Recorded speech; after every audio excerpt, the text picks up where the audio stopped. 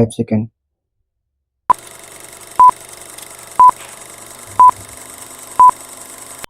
If you scan the history of the railways in this country, you will see that it was the presidency towns Bombay, Madras, and Calcutta that determined the pattern of our railways as well as of our industrial and economic growth.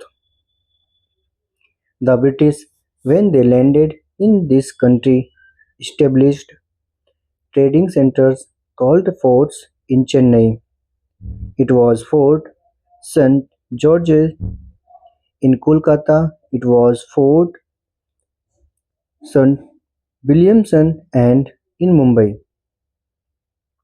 It was merely a fort, and there was one in Surat also.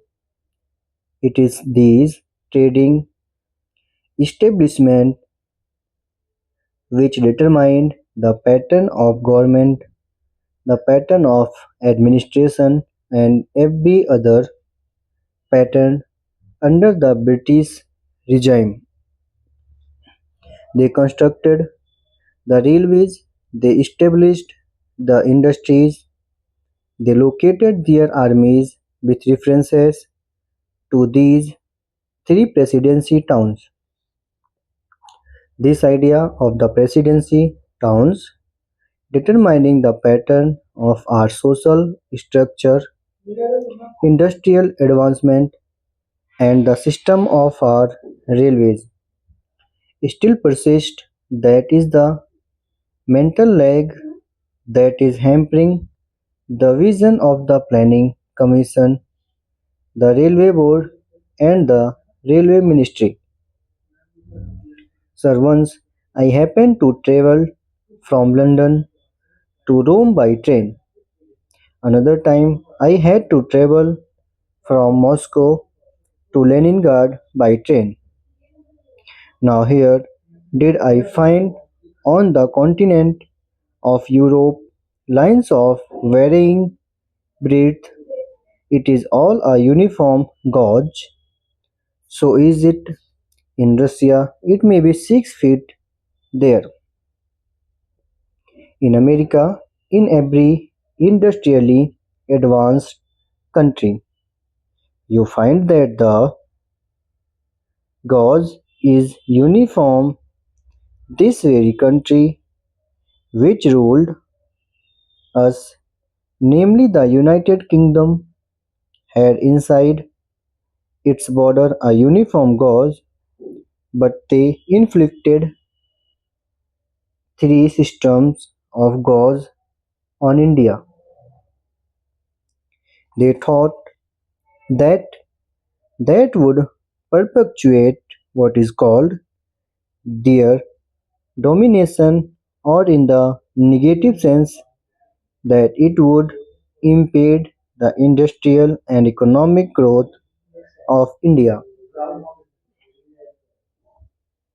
Secondly, it would make India always the customer and purchaser of lines and locomotives and rolling stock from the United States Kingdom. In the old days, I am told it is the government which built the broad gauge, and it is the private company that took to this meter gauge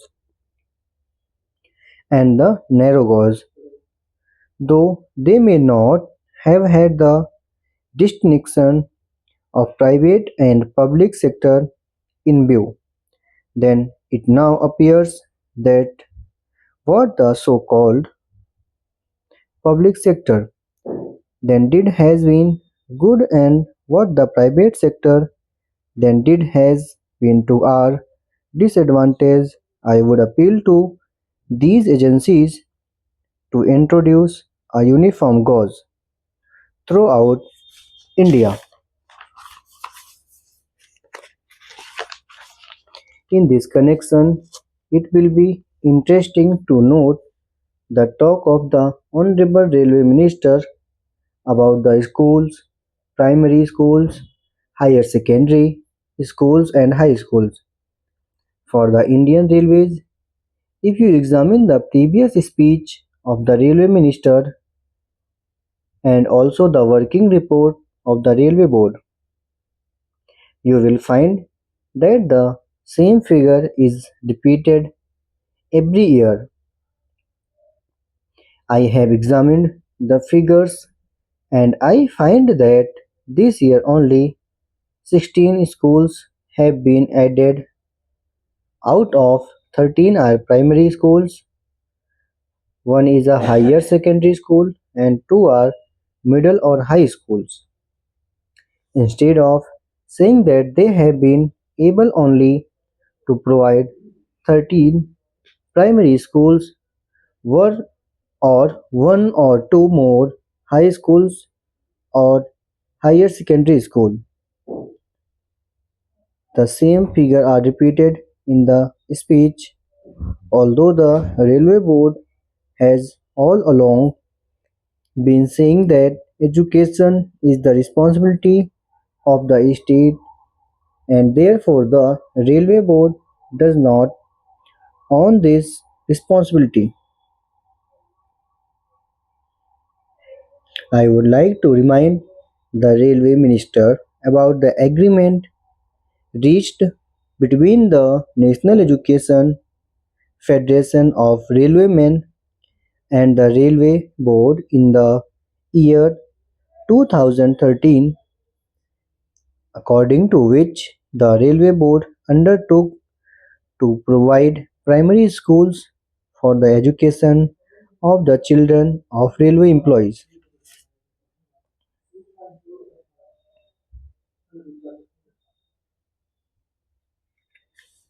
Sir, as I told you earlier, I had to say many things on the floor of this house, but I will conclude with only one or two more observations.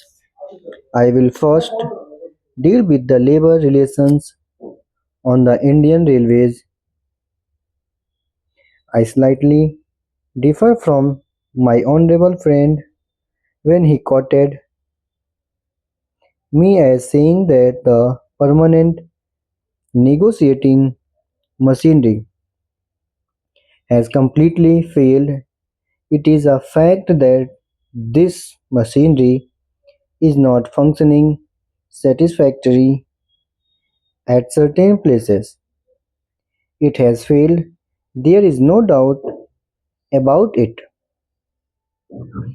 But I would say in this house, most frankly, that at the board's level, this machinery has been working successfully, but this is not the position so far as the zonal railways are concerned.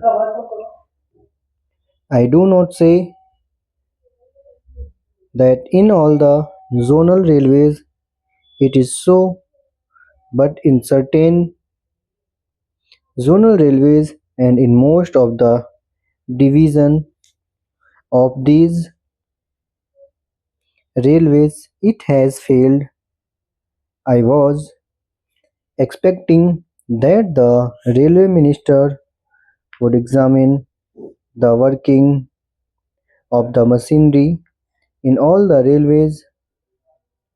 What is the greatest defect in this machinery? This machinery suffers to the extent that at the board level, if there is difference of opinion between the railways board and the railway labor, no arbitration machinery is provided to settle the disputes. The provisions in this machinery is that as and when an occasion arises, an ad hoc tribunal would be set up by government. Thank you.